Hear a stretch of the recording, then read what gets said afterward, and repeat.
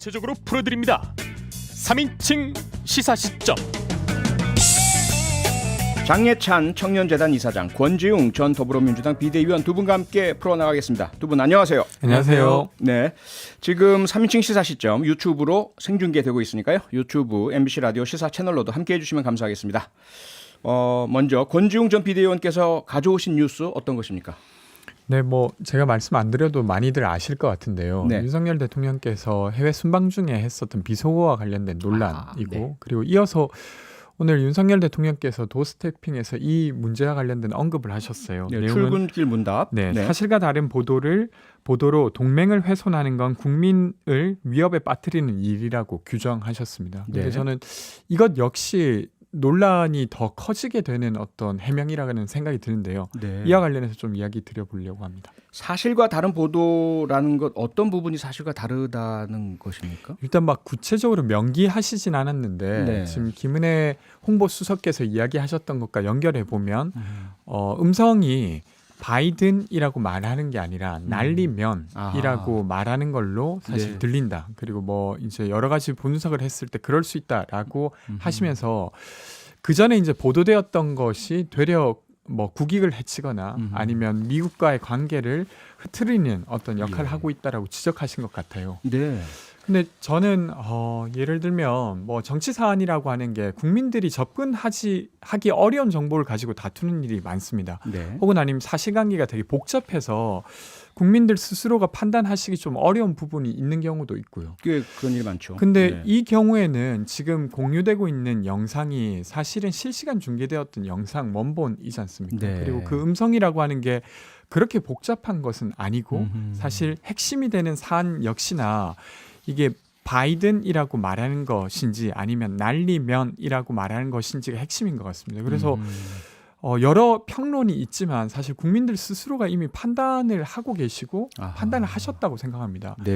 근데 여기에 대고 사실은 지금 윤석열 대통령의 해명이 저는 사실 이 영상을 되게 여러 번 들었어요. 아마 장예찬 이사장님께서도 마찬가지일 텐데 저는 아무리 들어도 제가 알고 있는 날과 바는 다른 것이고 그리고 네. 바라고 들리고 있어서 이 부분이 계속 문제가 커지고 있다 이렇게 말씀드리고 싶습니다. 장예찬 이사장님, 예. 저는 아무리 들어도 날리면이라고 들려요. 그렇습니까? 그런데 예. 문제는 예. 아무리 들어도 바이든이라고 들리는 권지웅 전 비대위원 같은 분도 있고 네. 이걸 날리면이라고 생각하고 들었더니 그런가 보다 하는 분들도 적지 않거든요. 근데 그런 분도 계시더라고요. 그런데 네. 왜 최초에 자막을 달아서 모든 국민들이 이것이 바이든 대통령이나 또는 미 의회를 겨냥한 것처럼 파악하기 쉽게 자막이 있으면 아무래도 그 방향으로 듣게 되잖아요. 우리의 인지라는 것이. 네. 그렇게 했느냐. 그리고 그 과정에서 보통은 특정을 잡아도 사실 확인을 합니다. 네. 그러니까 이 최근에 올해 가장 떠들썩했던 본의 아닌 특종이 바로 권성동 전 원내대표의 텔레그램 사진이었을 텐데요. 그렇죠. 그때도 그 사진 찍은 취재 기자는 권성동 원내대표에게 전화 걸어서 물어봤어요. 이런 사진 찍었는데 어떤 맥락이냐. 뭐 전화를 받았던 권 전 원내대표가 많이 당황했었다는 후문도 전해집니다. 최소한 이러한 어떤 녹취록이나 녹취 파일이 확보가 되었어요. 네. 그래서 이걸 보도할 가치가 있다고 판단했다고 치더라도 여기에 대해서 구체적으로 어떤 발언 내용이냐, 어떤 맥락이냐, 또 박진 외교부 장관과 대화를 나누는 전후 사정에서는 다른 대화 내용이 무엇이었느냐라고 네. 사실 확인을 하는 최소한의 조치가 저는 취재윤리다라는 생각을 하고요. 섣부르게 그렇게 자막을 달아버림으로 인해서 뭔가 이 대통령실의 주요 인원들은 지금 뉴욕에서 여러 가지 국제 다자 외교하느라 정신없는 시간 동안 이게 단정적으로 바이든 대통령을 언급했거나 또는 미국 의회를 비판한 것처럼 호도되게 하는 그 촉매제 역할을 최초에 자막이 했거든요. 제가 MBC 라디오 나와서 MBC 비판하려니까 참 껄끄럽긴 합니다만 괜찮습니다. 그 예, 부분에 말씀하십시오. 대해서 저는 취재윤리 위반의 측면이 분명히 있다고 생각을 합니다. 네. 이거 자체를 보도하지 말라는 게 아니라 네. 그 과정에서 과연 이 언론이 지켜야 될 절차적 정당성, 사실 확인을 해보고 전후 맥락을 따져보는 해명을 듣고 반영을 해주는 네. 그러한 절차적 정당성을 따졌느냐 부분에 대해서 이의를 제기할 수 있다는 생각이 들고요. 네. 다만 저는 이 김은혜 홍보수석의 발언에 의하면 이게 대한민국 국회나 야당을 좀 비판한 것 같아요. 우리가 국제사회에서 좀 적은 1억 달러의 공여금을 내기로 했는데 그마저도 허용해주지 않을까 하는 절박함에서 나온 사적 발언이겠죠. 그렇다 하더라도 이 부분이 대통령이 직접 나설 부분은 아니라도 대국회와 관련된 기능을 담당하는 정무수석이나 이런 분들이 야당을 찾아가거나 또 야당에게 유감 표명 정도는 하는 정도로 마무리하는 게 맞다라는 그런 의견도 동시에 가지고 있습니다. 네, 알겠습니다. 지금 뭐 들으시면서 많은 분들께서 문자를 주고 계십니다. 여러 의견, 장희찬 이사장님 말씀처럼 각자의 의견 주고 계신데요. 우선 그러면요, 권지웅 전 비대위원은 아무리 들어도 바로 들렸다는 말씀이시고, 또 장희찬 이사장께서는 날리면이란 말 듣고 들으니까 날리면으로 들리더라라고 말씀하셨어요. 그러면서 왜 최초에 자막을 한 곳으로 못을 박았느냐라는 말씀 주셨는데요. 지금 이 시점에서 저희가 다시 한번 아무런 자막 없이 라디오니까요, 음성만 한번 좀 들어보도록 하겠습니다. 신인 안 해주고 만들면 쪽팔려서. 네, 판단은 청취자 여러분께 맡기도록 하겠고요. 어쨌든 초기에 이제 막 그 나타났던 그런 반응들과 이후의 반응들이 조금씩 달라지고 있고요. 특히 여권에서의 대응이 최초에 보도된 이후 15시간이 지난 이후에 김은혜 홍보수석이 잘못된 그런 해석이다라고 말씀을 하시면서 상당히 이제 많이 달라지기 시작을 했습니다.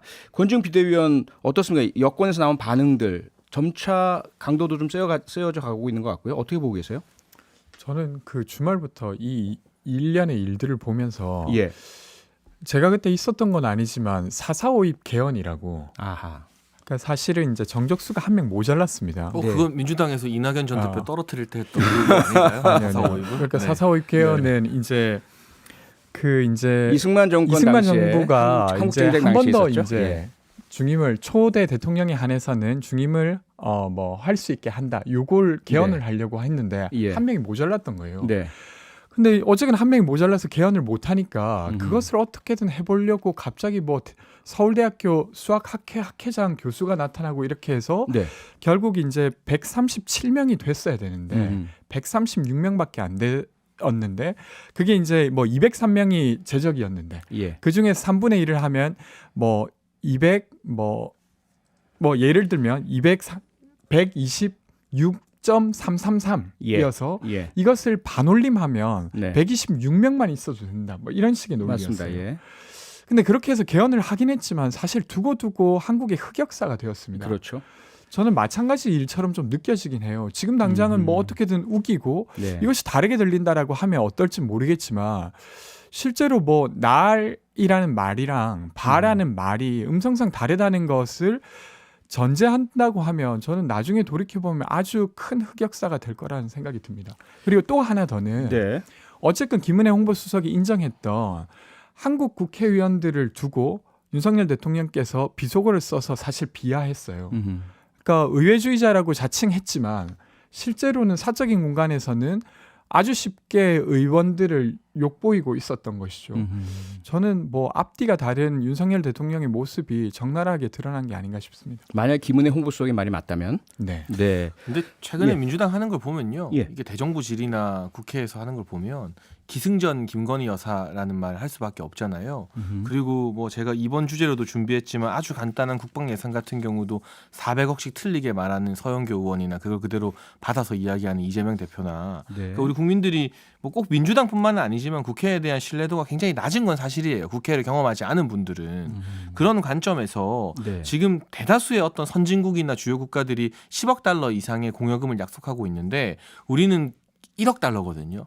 사실 대한민국의 어떤 경제적 위상이나 선진국으로서의 척도에 비하면 좀 민망한 액수입니다. 근데 그마저도 민주당이 지금까지 윤석열 정부 출범 이후에 보여왔던 행태를 보게 되면 결코 호락호락 승인해주지 않겠구나. 그럼 우리가 사실 북한 비핵화나 이런 문제에 대해서 또는 IRA 개선에 대해서 관심 가져달라고 막 촉구하고 다니는데 정작 우리는 세계사회에서 아무 역할을 못하는 건 아니냐. 네. 그러면 정말 민망해질 것이다라는 어떤 대한민국 대통령으로서의 절박한 마음이 저는 그렇게 튀어나왔다고 보고요. 거고요. 네. 다만 그럼에도 불구하고 예. 어찌 되었거나 정무수석이 이럴 때 전 역할을 해야 된다고 봐요. 그러니까 이진복 정무수석이 안 만나주더라도 뭐 네. 이재명 대표나 우상호 지금 원내대표 박홍근 원내대표 찾아가서 이 발언의 앞뒤 맥락에 대해서 이야기를 하고 네. 뭐 유감이 필요하다면 표명을 하고 하는 정도의 어떤 제스처는 필요하다고 보는데 네. 근데 또 민주당이 이걸 너무 침소봉대해서 어떻게 입수했는지 박홍근 원내대표는 9시 반부터 이걸 막 이 포문을 열어가면서 모든 외교적 성과라던가 이번에 투자받은 뭐 1조 5천억 가량의 내용이나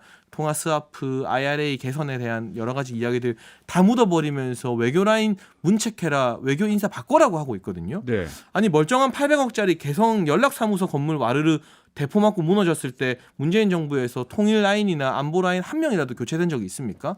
아무도 없습니다. 제 기억으로는. 네. 그런데 이걸 가지고 제가 봤을 때 지적을 하려면 음흠. 왜 이렇게 해명이 늦게 나왔느냐. 음흠. 정무 라인이나 홍보 라인의 발빠른 대처가 아쉽다. 발빠르지 못한 대처가. 네. 여기에 대해서 민주당이 지적했다면 제가 따끔한 지적이다. 좀 대통령실도 새겨드려야겠다 싶을 텐데 네. 외교안보 라인 갈라는 건 이건 그냥 싸우자는 거거든요. 이걸 빌미로 해서. 그러니까 유감 표명하기에도 좀 어려워진 환경이 아닌가 싶기도 해요. 장혜찬 이사님 제가 요거 세 가지만 질문 드리고 싶어요. 뭐냐면 첫 번째로 만약에 문재인 전 대통령이 야당 국회의원들에게 이런 비속어 썼다면 어떤 일이 벌어졌을까? 난리가 났겠죠. 난리가 났겠죠. 그렇죠? 네. 두 번째 질문은 민주당에서 그런 얘기를 합니다. 1억 달러 이거 ODA 예산이라서 이건 국회에서 막을 성질의 것이 아니다. 셋째로 해외 원조 관련해서 민주당이 한 번도 반대해 본 적이 없다. 이런 부분은 어떻게 생각하세요? 그런데 이 네. 민주당이 지금 와서야 예. 뭐 해외 원조 관련해서 반대해 본 적이 없다 뭐 이렇게 하고 있지만 예. 저는 윤석열 정부 초기부터 거의 대선 불복에 준할 정도로 민주당이 다수당의 지위를 이용해서 여러 가지 사안이 날치기를 뭔지에 상관없이 해왔다고 무조건 반대다. 보거든요. 일단 인수위 네. 과정에서 검수완박 한 것만 봐도 알 수 있지 않습니까? 그때 어떤 난리가 났었는지를. 그래서 전제하건대 네. 거친 표현이나 부적절한 표현에 대해서는 이럴 때 범퍼 역할을 하라고 정무수석이나 당 지도부가 있는 거예요. 그분들이 어느 정도의 유감 표명을 했으면 좋겠고요. 저는 예. 다만 이 박진 장관이 직접 말했잖아요. 예. 윤석열 대통령의 이 같은 발언 직후에 대한민국 국회 잘 설득해서 협력해서 통과되도록 하겠습니다라고 박진 장관 스스로 답변했다고 하시잖아요. 그 말은 미국 의회와는 무관한 거죠. 그러면 이제 논점이 이게 미국 의회를 대상으로 한 것이 아니라 대한민국 국회를 대상으로 했다는 걸 전제로 두고 그 네. 위에서 그렇다면 뭐 사과할 부분 있었느냐 없었냐로 가야 된다는 말씀이죠. 그 말씀도 녹음이 됐으면 좋겠네요. 같은 현장에 있으니까. 저는 진짜 예. 이 상황이 적반하장이라는 말이 딱 맞는 상황 같습니다. 예를 들면 이 외교 성과를 예. 이렇게 엉망으로 만든 게 민주당입니까? 윤석열 대통령입니다. 아니 뭐 딱히 그리고 이제, 엉망이 된 게 없는데요. 지금 지지율을 보시더라도 일단은요. 아마 아실 것 같은데 네, 지금 알겠습니다. 뭐 전주 지지율도 추이가 이제 떨어지고 있는 상태고 이번 주 지지율 좀 더 나와봐야겠지만 이번 주 금요일날 갤럽 조사를 또 보고 같이 이야기 나누시면 좋을 것 같아요. 알겠습니다. 근데 뭐 이게 나오면 좀 지지율이 떨어졌다고 더 이야기를 해서 하고요. 순방 외교의 성과가 다 없었다 그건 아니죠. 논란이 불거졌고 두드려 맞으니까 지지율은 내려가는 그러니까 거고 그 저는 부분을 반성해야 되는 거지만 성과 부분은 한 네. 번 더 네. 이제 좀 나오면 짚어보죠. 두 분 모시고 네. 그 예를 들어 뭐 경제적 부분 이런 부분이 가장 핵심이지 않습니까? 네. 짚어보기로 하고요. 장희찬 이사장님 가져오신 뉴스도 얘기를 해봐야 될 테니까. 그러니까 이제 정기국회 시즌입니다. 예. 국정감사나 예산안 심사 등이 이제 기다리고 있고요. 예. 윤석열 정부 들어서 첫 번째 정기국회인데요. 가장 쟁점이 되고 우리 국민 피부에 와닿는 건 저는 무슨 말을 했다 안 했다가 아니라 예산이라고 생각을 합니다. 네. 정부는 예산 가지고 일하는 곳이니까요. 네. 그런데 제가 앞서도 언급했지만 민주당의 서영교 의원 이분이 무려 최고위원 당선된 분인데 전투화 예산이 300억 넘게 삭감됐고 군인들 팬티가 뭐 90억 가량 삭감됐다고 막 한덕수 총리한테 아주 고래고래 이 질타를 하셨어요. 그랬죠. 근데 알고 보니까 한 10억, 20억 삭감됐고 삭감된 이유도 전년도에 한번 해보니까 네. 실제로 신병들 숫자도 줄어들고 단가도 예상보다 낮아서 적절하게 삭감한 것이더라고요. 근데 이걸 또 이재명 대표가 고스란히 받아서 최고위에서 막 또 정부를 질타했습니다. 그러니까 이 정도 실력과 이 정도 수준으로 네. 국회가 과연 정부에 대해서 적절한 예산안 심사와 견제를 할 수 있겠는가. 제가 민주당 예시를 들긴 했습니다만 네. 전반적으로 국회 전체에 대한 국민의 신뢰도가 낮은 것은 국회의원들이 본업이라 할 수 있는 예산안 심사 과정에서부터 이런 아마추어틱한 모습을 보여주기 때문인 것 같아서요. 네. 여야가 예산안 심사 어디에 중점을 두고 어떤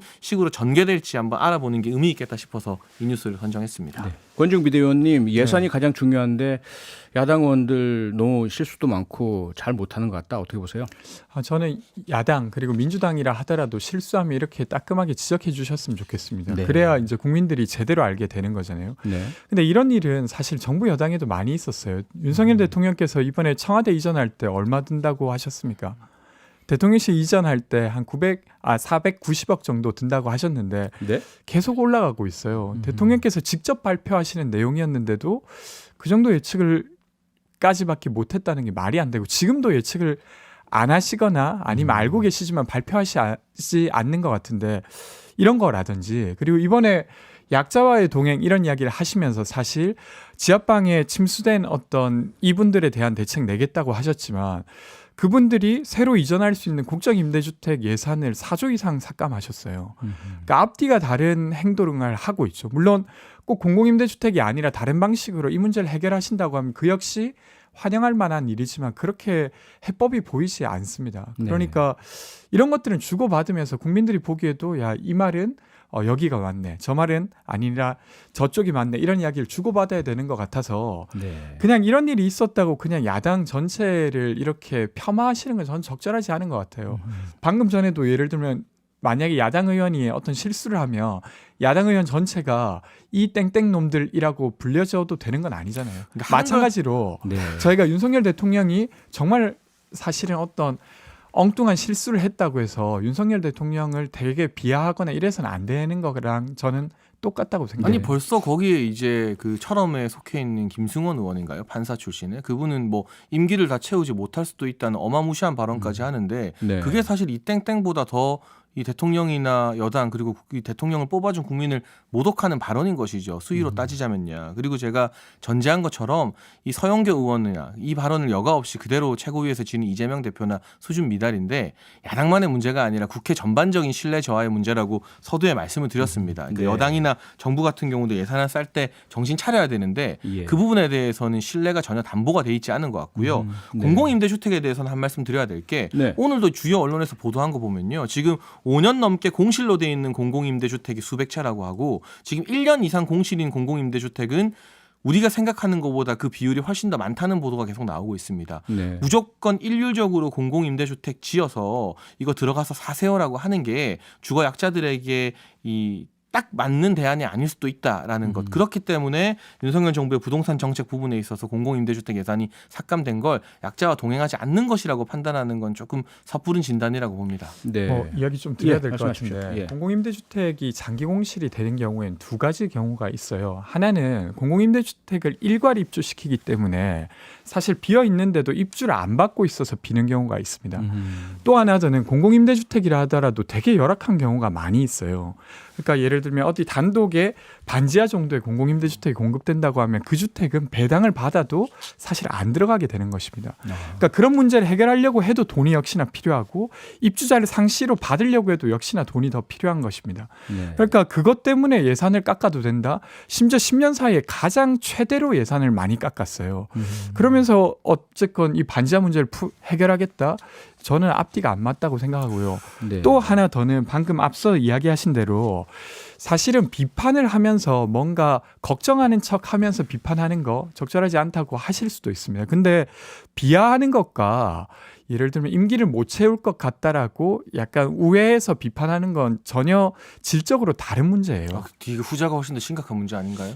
비하하는 게 훨씬 더 심각한 문제죠. 저는 그렇게 생각하지 예를 않습니다. 들면 네. 비속어를 섞어서 말한다는 것 자체가 저는 훨씬 더 탄핵의 역사적 아픔을 가지고 있는 대한민국에서 예를 대통령 임기 6개월도 안 됐는데 임기를 못 채운다고 운운하고 여당의 최고위원 준하는 이 여당의 의원이 협박하는 게 훨씬 더 수위가 높은 입에 담아서는 안 될 공격이라고 생각을 하고요. 임대주택 네. 이야기 길게 하셨으니까 저도 잠깐 하자면 이게 문재인 전 대통령이 공공임대주택 방문했었던 게 화제가 됐었습니다. 그 당시 김현미 국토부 장관이 수행했고요. 네. 하지만 그 아파트 단지에서 문재인 전 대통령이 방문해서 사진 찍은 곳이 그 전체 임대주택에 딱 2세대 있는 그것마저도 뭐 수천만 원 들여서 공사하고 인테리어 해놓은 곳이고 나머지는 정말 거주 여건이 열악하다라는 후기들이 많이 올라와서 또 보도가 됐었어요. 네. 그런 식으로 사람이 살고 싶지 않은 주택을 실만 늘려서 1,000개, 2,000개 늘려서 짓는 방법의 주택 정책의 한계를 지난 5년 동안 체감했기 때문에 패러다임 전환이 일어나야 되고 그 과정에서 과연 반지하나 이런 뭐 고시원 이런 데 거주하는 주거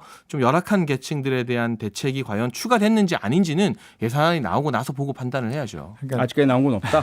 알려진 건 없다 이거죠. 아니 더 크게 지으려고 해도 돈이 예. 더 필요하다는 이야기를 드려야 될 것 같네요. 네, 알겠습니다. 임대주택이든 어떤 대안이든 반지하 또는 좀 주거가 곤란한 환경에 처하신 분들에 대한 대책은 꼭 나왔으면 좋겠습니다. 이번 예산 한번 들여다보기로 하고요. 예산이 오늘 제일 중요합니다. 그러게요. 오늘은 여기까지 하죠. 장예찬 청년재단 이사장, 권지웅 전 더불어민주당 비대위원 두 분과 함께했습니다. 두 분 수고하셨습니다. 고맙습니다. 평일 저녁 6시 5분에 여러분을 찾아갑니다. MBC 라디오 표창원의 뉴스 하이킥.